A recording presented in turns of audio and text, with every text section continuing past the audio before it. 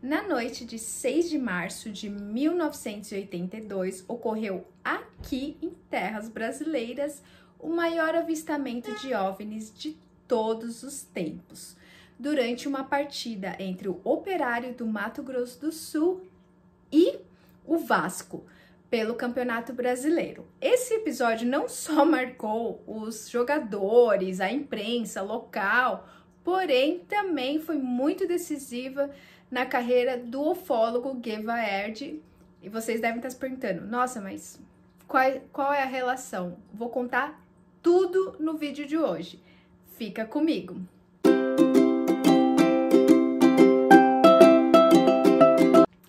Olá pessoal, sejam muito bem-vindos ao meu canal. Para quem ainda não me conhece, eu sou a Dayana e sim, este é o meu canal. O canal é dedicado a falar de moda, esporte, etc. E onde eu também compartilho um pouquinho da minha jornada rumo ao mundo esportivo. No vídeo de hoje, dando início, gente, ao mês de outubro. O mês de outubro eu vou fazer um especial só assim, contando casos sobrenaturais que ocorreram durante partidas de futebol, de algum esporte. E essa ligação, pretendo também trazer um documentário da FIFA que fala sobre OVNIs durante partidas de futebol. Vou assistir documentário e vou gravar para vocês um primeiro react do canal. E, claro, né, hoje temos convidados, né, mês de outubro, mês das bruxas, temos quem? O Caverito aqui para vocês. Vai passar todos os vídeos aqui com a gente. Talvez melhore esse cenário, fazer um negócio mais interessante para os próximos vídeos, mas vamos que vamos. Antes de começar o vídeo, gente, deixe seu like, comenta, compartilha. Aqui nesse canal tem vídeo todas as semanas, eu ia falar todos os dias, não, ainda não. Todas as semanas e falamos sobre esporte, moda, etc. Vamos lá, gente, ajuda a chegar nos 1000 inscritos. Vou colocar meu óculos porque hoje, antes de começar o vídeo, eu vou sim ler alguns depoimentos de jogadores que vão ajudar assim a ilustrar este tema. Deixa seu like, comenta, compartilha. Bora pro vídeo. Como eu disse, gente, no dia 6 de março de 82, durante uma partida do Operário Mato Grosso e do Vasco pelo Campeonato Brasileiro, estava ocorrendo a segunda fase do campeonato e o Operário, os donos da casa até então, eles estavam ganhando do Vasco por 2-0. O que ninguém esperava é que um fenômeno foi visto por 24 mil pessoas. Sim, havia 24 mil pessoas no estádio naquela noite e todos têm uma recordação desse. Tem até um depoimento de um jogador do Operário, que é o Cocada, que ele tinha voltado até pro time naquela ocasião, tinha acabado de voltar, né? Ele tinha sido responsável pela vitória em 1977, né? Ou melhor, vitória não, ele tinha levado o Cocada, tinha sido um dos responsáveis, né? Por levar o Operário para a semifinal do Campeonato Brasileiro em 1977 e estava voltando ao clube naquela ocasião. Ele deixa um depoimento que eu gostaria de ler aqui para vocês, que vai ilustrar bastante exato o que eles sentiram naquele momento. Ele põe assim: aquilo foi muito estranho. Primeiro parou um feixe com luzes em cima da marquise do estádio. Aos poucos ele foi sobrevoando o gramado, passando bem forte e parou mais ou menos no meio do campo. O objeto parou em cima de mim e ficou emitindo luzes. Depois, num piscar de olhos, tudo apagou. Essa matéria foi publicada na revista Lance, até em decorrência dessa comemoração dos 40 anos do ocorrido. E também tem um outro jogador, ele também continua aqui narrando, né? Que o Lote não podia jogar contra o Vasco. O Castilho, que era o técnico, avisou que ele iria jogar no sábado, que foi a data desse jogo, ocorreu no sábado. Ele coloca aqui: eu tinha 21 anos, era muito veloz, corajoso. Com isso, o Castilho foi me orientando, dizendo qual era o momento ideal para subir para o ataque. Minha atuação naquele jogo foi muito marcante, fui muito bem. Devo meu crescimento no futebol ao Castilho, tanto que logo depois tive o privilégio de fazer parte do Flamengo de Zico. Depois ainda viriam os títulos no Vasco e a passagem pelo Fluminense. Tenho muito orgulho por ter jogado declarou o atleta. O espanto também era cerca do... Também ocorreu pelos jogadores do Vasco que estavam no estádio do Morenão. É claro, né? Estavam todos lá, todos estavam presentes e, é claro, todos ficaram bastante assustados. Naquela noite, até o Rondinelli, que era o zagueiro da equipe, ele deu uma declaração também, ele jogava pelo Vasco. O jogo estava acontecendo e de repente a gente viu uma luz muito forte atravessando o campo. Lembro que foi no momento em que o saudoso Dudu, o volante, que se destacou no título carioca de 82 do clube, e eu estávamos atentos para evitar que viesse uma jogada, disse. Lembrando que esse clarão, ele foi visto durante uma cobrança de falta. Então, o jogador estava lá para cobrar a falta e, de repente, o pessoal olhou para o céu e viu aquele clarão. Então, foi como uma coisa assim que o pessoal viu que era alguma coisa diferente e todos ficaram bastante assustados. Até o árbitro da partida, ele contou que por alguns segundos foi visualizado aquele momento, aqueles clarões, e eles tiveram que realmente fazer a paralisação da partida durante essa cobrança de falta. Então, assim... Aí, provavelmente, vocês devem estar perguntando, nossa, mas não tem imagens. Não, realmente, não tem imagens, mas eu quero falar para vocês o porquê que não tem imagens e vocês vão entender. É claro, como eu disse no início do vídeo, não foram só os jogadores que avistaram, teve a imprensa e tudo mais.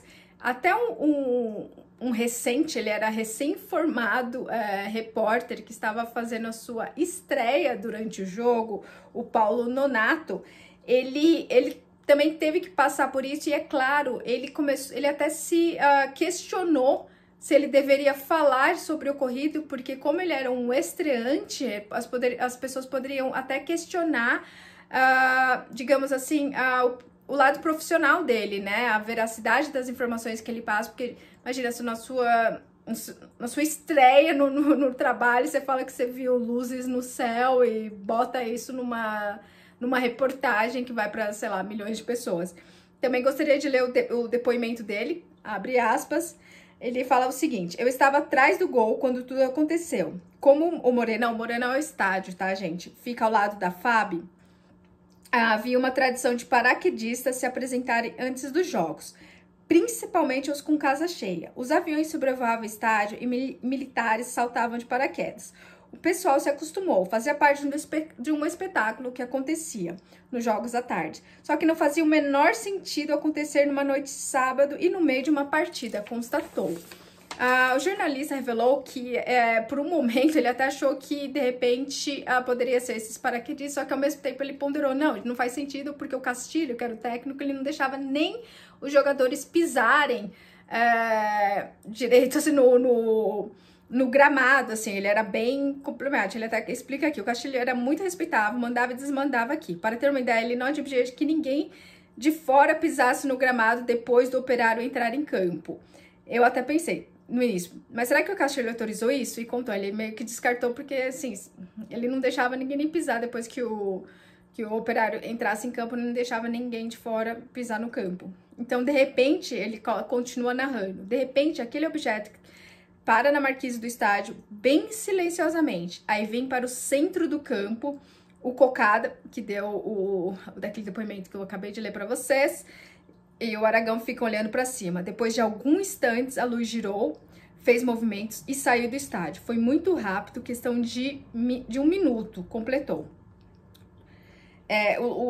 O Nonato, ele lembrou que foi um desafio pôr isso no papel e também ele ficou com receio disso comprometer de alguma forma a carreira dele como jornalista.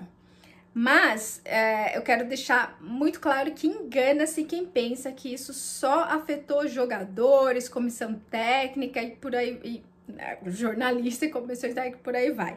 Isso também mudou a carreira de uma pessoa, influenciou muito a carreira de um profissional que provavelmente vocês já devem ter ouvido falar dele, que é o ufólogo hoje, que é super respeitado, o Geva Erd.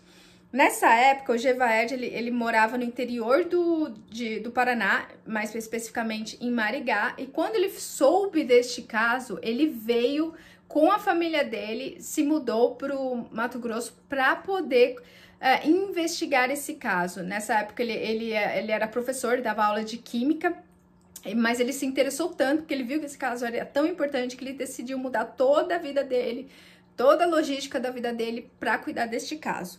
E eu gostaria até de ler aqui um depoimento dele também. Conversei com jogadores, com árbitros da partida, funcionários do estádio, também fui em busca de outras provas substanciais como jornais. Também falei com a torre de controle do aeroporto, e quem estava naquele sábado disse que não houve voos. Trata-se de um fenômeno, assegurou. Guevard lamenta não haver registro do OVNI no caso Morenão. O jogo foi transmitido, mas as câmeras pesavam 100 quilos na época. Era muito difícil girar o equipamento e mostrar algo que aconteceu em cerca de 1 minuto. Além disso, estava bem longe de existirem celulares, ressaltou ele. Então, assim, às vezes a gente fala, pô, mas 24 mil pessoas não tem um registro. Infelizmente, a gente tá falando de 40 anos atrás. E como ele bem explicou, o jogo, sim, estava sendo transmitido, porém as câmeras pesavam 100 quilos, então não era tão fácil de manusear e de colocar para cima, para baixo, então eram equipamentos extremamente pesados. E é claro que celulares, há 40 anos atrás, completamente fora de circulação. E, é claro, isso, assim, esse caso foi tão importante que ele que inspirou o Guevard a fundar, para quem não sabe, ele que fundou a revista UFO. Para quem gosta de assunto, desse tipo de assunto, com certeza já deve ter lido, ouvido, ou pelo menos ouvido falar dessa revista. Ele também, esse caso foi tão importante para ele, depois de tudo que ele pesquisou, que ele fez ele lançou essa revista UFO. Tem mais um depoimento dele mesmo, que eu gostaria de ler aqui para vocês, que fala: foi uma revoada de OVNIs, vista desde o sul do Mato Grosso até o oeste do Rio Grande do Sul. Ainda há relatos em áreas de países como Paraguai e Bolívia. Houve um avistamento de múltiplos objetos, aliado a uma quantidade descomunal de testemunhas. Não só em Campo Grande, ressaltou. Ele é editor da revista UFO, explicou por que o objeto apareceu em uma partida de futebol. Como o Guevard explica, é muito comum esse tipo de fenômeno ocorrer em lugares que tem uma grande aglomeração de pessoas.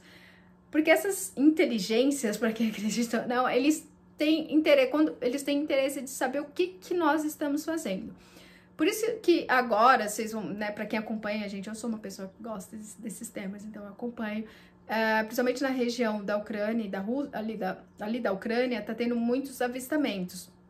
Até isso também ocorre em períodos, né, de guerra e durante partidas, não só de futebol, mas de qualquer esporte, porque existe essa aglomeração. Então, essas inteligências, elas acabam tentando, assim, entender o que está acontecendo ali, de alguma forma, sei lá, observar, né? Isso são os ufólogos, né, o Guevard explicando. Eu particularmente acredito, eu gostaria muito de ouvir a opinião de vocês. Eu sei que não são todas as pessoas que acreditam nessas coisas, mas eu particularmente acredito que sim, existem outras inteligências por aí que estão nos observando. Conta aqui se vocês já presenciaram algum fenômeno, se vocês gostam desse tema. E, gente, deixa seu like. Esse mês vai ser dedicado a falar desses casos no esporte, que ocorreram no esporte um pouco mais sobrenatural, um pouco de OVNI, umas coisas mais diferentes. Espero que vocês gostem e até o próximo vídeo. Beijos, fiquem com Deus e até a próxima. Tchau, tchau.